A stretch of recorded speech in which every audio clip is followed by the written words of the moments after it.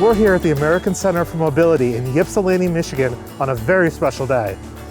Today is day 2 of the Charge Across America Transcontinental EV Rally, and we're here to talk with some of the team members and some of the staff members who have made this possible. In fact, we got here just in time to witness the arrival of the EV competitors clocking in at today's checkpoint in Southeast Michigan. The contest has barely begun, We made it. and it's still anyone's game, but the excitement was palpable. But we're getting ahead of ourselves. What exactly is Charge Across America anyway? For starters, it's a high-stakes cross-country rally, and its full story will be told in a documentary slated to be released on a major network.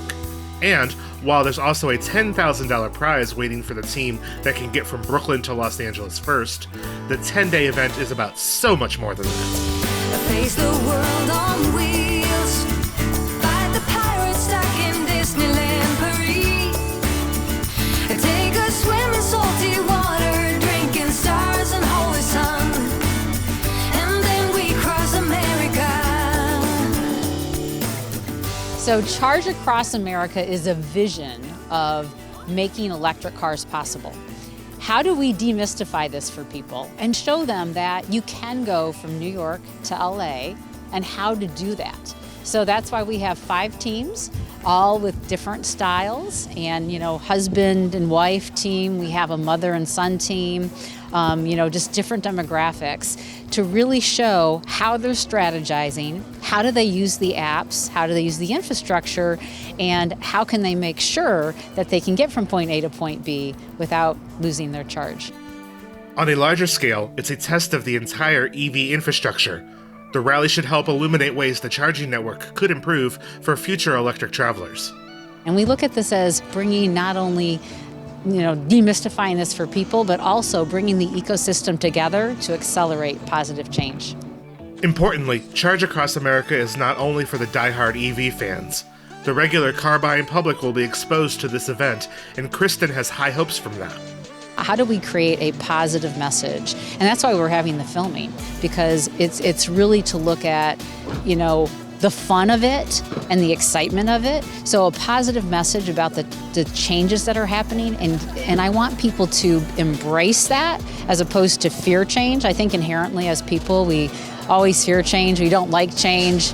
Change is a bother, but how is it going to be better? And so I want people to start imagining a different way that helps the world and helps, in terms of efficiency, and helps with, the whole emissions and pollution, that we have cleaner ways of moving. So that's what I really hope, that people want to start embracing that, and that by seeing how possible it is, that they'll do it themselves.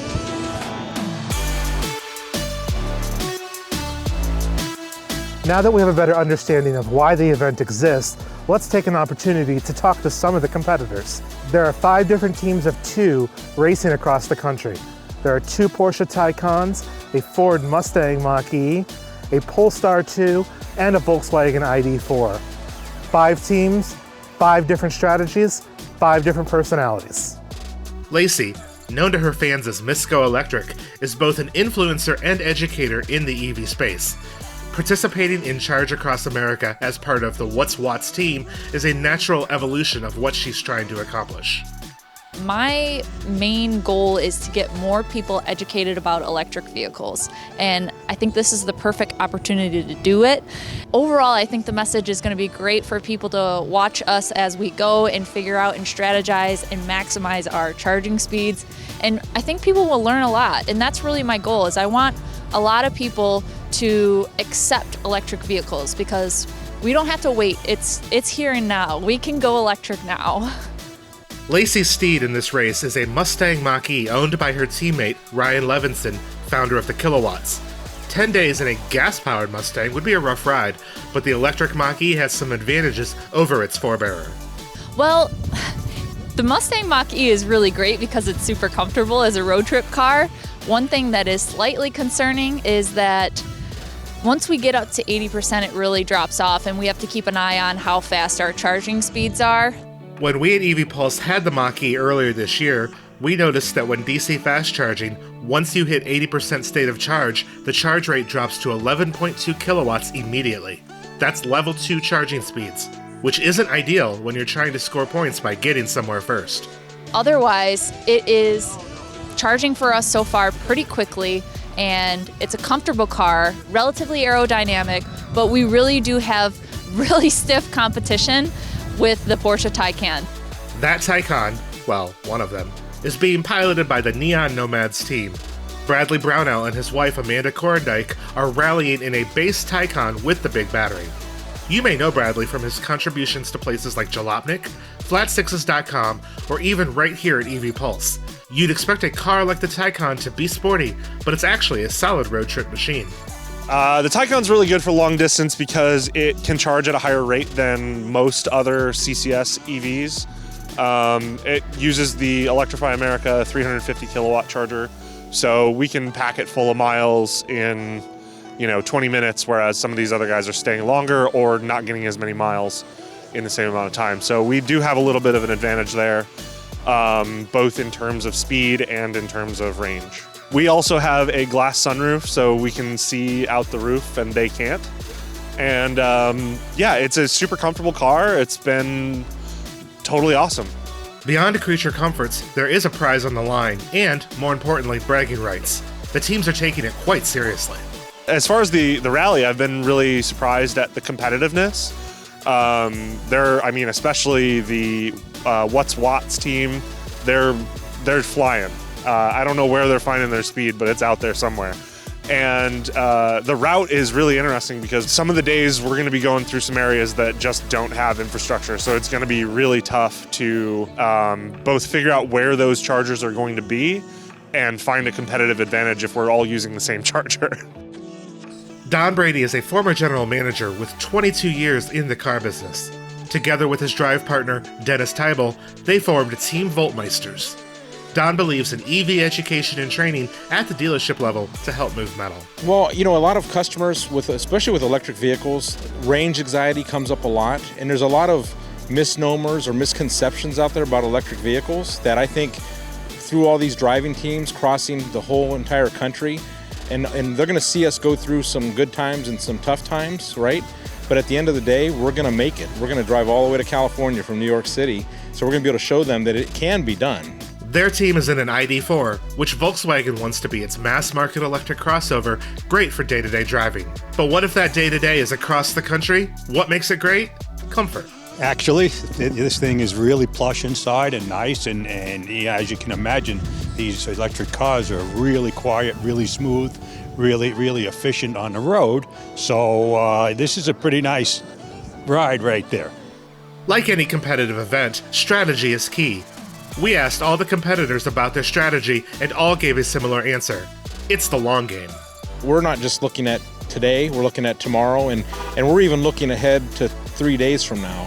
So we're ready when that time comes as well. So, while the overall significance of an event like this may be broadcasting a message to the general public via social media and television, the individual team members are de facto EV advocates as they travel the country. We went to a local pizza shop in the Pittsburgh area last night, and I was speaking with a young lady there that was making our pizza, and she had actually said that she would never consider an EV because she doesn't want to be strapped to her area, and again, the range anxiety. And after talking with her, she got really excited. Oh, yeah. She's and I think she's actually going to consider an EV. And I think a lot of this education that we're going to hope bring to the public is exactly that. They might say, you know what, I am going to try an electric vehicle. The EV movement has been properly underway for years.